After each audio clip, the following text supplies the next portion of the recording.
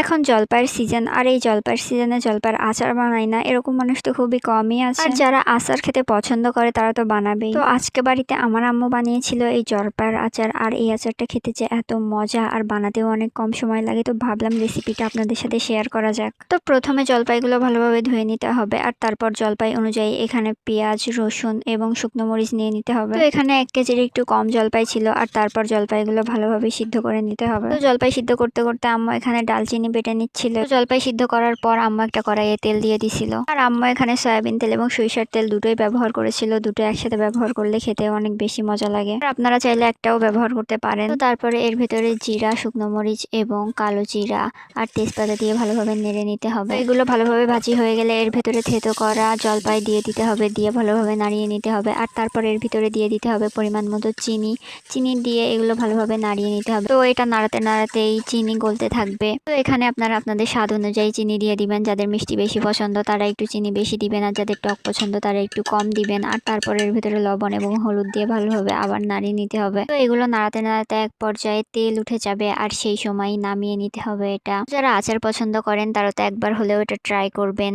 আর এটা যদি ভালো লাগে নিশ্চয়ই চ্যানেলটিকে সাবস্ক্রাইব করে যাবেন এবং লাইক, কমেন্ট, শেয়ার করে যাবেন আরও এরকম ভিডিও পাওয়ার জন্য।